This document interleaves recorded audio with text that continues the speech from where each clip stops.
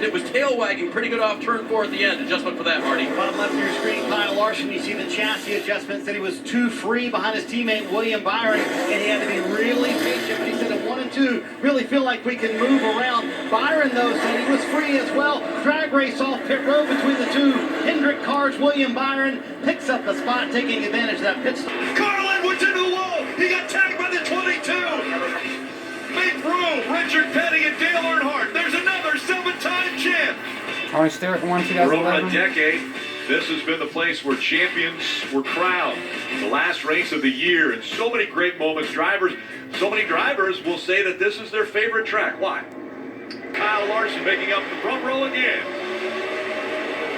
It's a good launch by William, and he's going to go down into turn 1 to the bottom of the racetrack. 3 wide for third place. Reddick around the high side here. Can he draw alongside of Larson for second? What we saw was that Kyle Larson on a long run certainly had the best car. But many times in this race, we see a late race caution. No, it's early, but you got to be thinking right now, how can my car take off early? What do we got to do to make it go fast and have long run speed? We knew it would only be a matter of time before Kyle Larson and Tyler Reddick were running right up against the fence and up front. Right now, they're running second and third. How about Brad Keselowski? Battling Chastain for 5th place in this number 6. BKR. They're bringing it today. AJ's bringing it down to turn 3 there, side by side with 6. Brad backs out. Chastain and AJ. AJ's going to clear 2 cars in 1 corner. Kyle Larson's underneath William Byron. Got a great run off turn 4. Kyle's going to drive it deep in the corner. I'm surprised to see this early in the run. This 24 took off and left them at the start of this race, but now the 5 in a short run speed trumps this 24 car. How can Reddick get up there and bring the fight? While these 2 guys are battling. We got to take every. Copy that, I'll call it tight. 30 to go. Rip it, let's go. What he's trying to tell him is like, as soon as I am clear, I mean the very moment that I've cleared the car I'm passing, tell me, because I need to take every inch I can and get back up the racetrack in the fast lane. So he's 180 mile an hour. If he drives in 1 car length too deep, he can no longer put the car where it needs to be. If he goes to the gas 1 car length too soon, the car won't stay in the lane he needs it to. That's how precise you have to be driving these race cars. Watching these guys run up front, the 8 car almost spun out off turn 2. Watch this car get loose. Reddick sideways right here. Look at that dirt track move right there. We saw just a moment ago, John Hunter Nemechek wreck his car off of turn 2. Very similar situation, pushing the car up against the wall, up against the limit of grip. That simple communication, Steve, telling his driver, listen, you have a huge lead. This is the long run on tires. Save me a little bit at the end. That's a key communication from Cliff Daniels to Kyle Larson. And knowing how fast this 5 was, we would have had a discussion before the race, maybe a code word or some information that lets Kyle Larson know to move a foot down.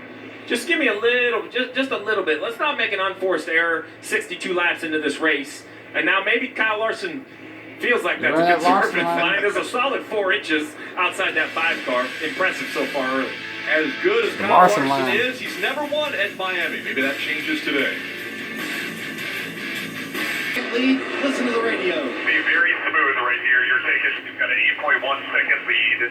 Make sure the tires stay on it to the end. Be nice and smooth right here. That's all we need. Still so much racing left. 199 left in the whole race. So, Steve, to Cliff's point, I mean, this is a 40-plus lap run on these Goodyear tires. Would you be a little concerned? I think a little bit further than they thought they might run in Stage 1. Well, I think you're a little concerned you had to go run a little bit further, but I've yet to see anything out of any of the cars all weekend long that tire wear is an issue.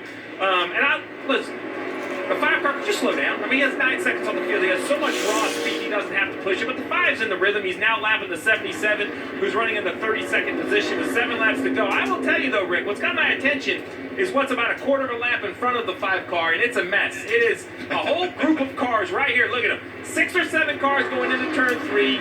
You can just see and hear. Leader's coming. Leaders are straight away back. The give and take is going to get shut off here with 7 to go in this group. The thing I heard in Cliff Daniels' voice was almost, you don't need to go this fast. You have an 8-second lead. There's 199 laps still to go in this race.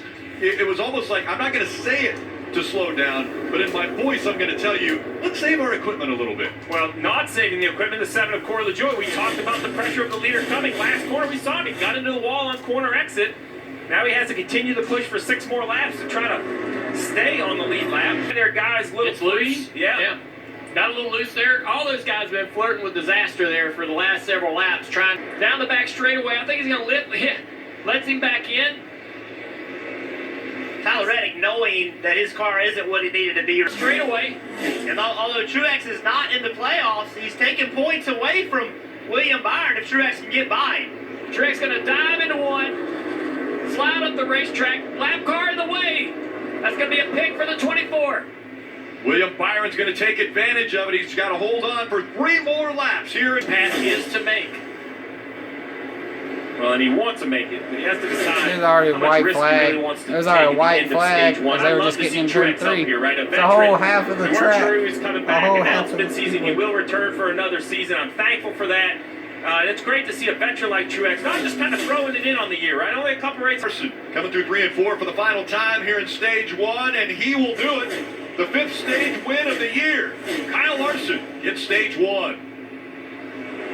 Wait a while to see second, Rick.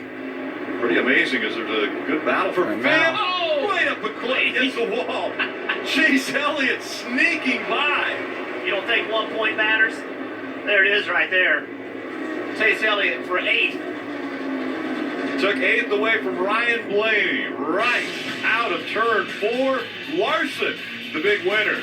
He gets stage 1. William Byron, the highest winning playoff driver.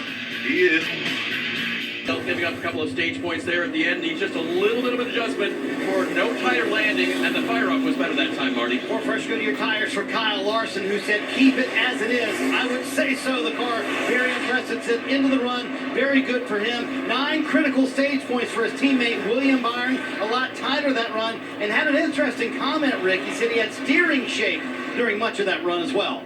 Rick, I get nervous pulling into a parking spot or driving down the interstate a few inches from the Jersey barrier. Look what these drivers doing here at Miami. Inches off the wall, north of 150 miles an hour with the precision of a surgeon.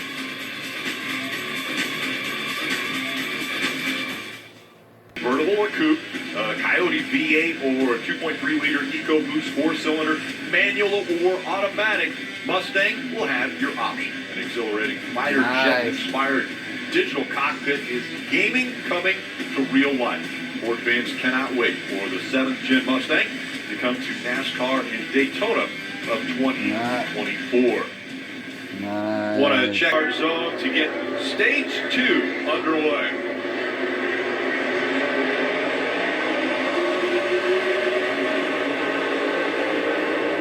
Trex Jr. Joey. A good shove on the 5 of Kyle Larson. Playing it to the inside of Dylan. Dylan backs out of the gas. Now he's fighting back to the middle. Up front, Larson on the high side. Truex in tow. Truex will get Larson a little bit of a push right here down the end of the back straightaway. Bottom's been pretty good down here in 3 and 4. Really on all the starts and the restarts. This bottom's worked really well for a lot of guys. Truex struggled big time through 3 and 4 right there. You look at the top of the screen, 3 wide, just barely out of it as the battle for the lead continues. The 8 of Tyler Reddick, slow pit stop. Issue with the jack, restarted outside the top 10. Larson's clear now. Larson's clear. Gotta be. He's got And he clears that 24. Yeah, this 24 a little tight on the last little run. You have to imagine they worked on that car. We'll see if it helps this 24. Truex to the bottom of the racetrack. Was shockingly non-existent last week at Las Vegas. Qualified outside the top 20, ran outside the top 20.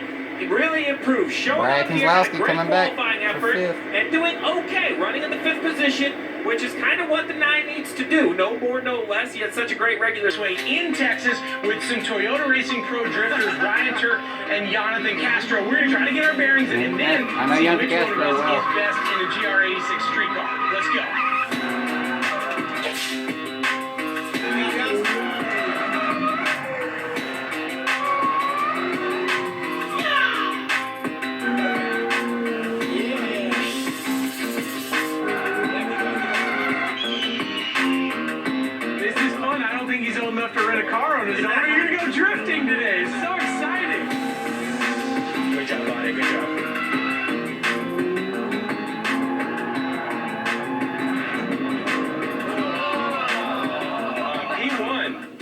with a 7.5 total score. Christopher, a close second. And then the rest of us also enjoyed the day.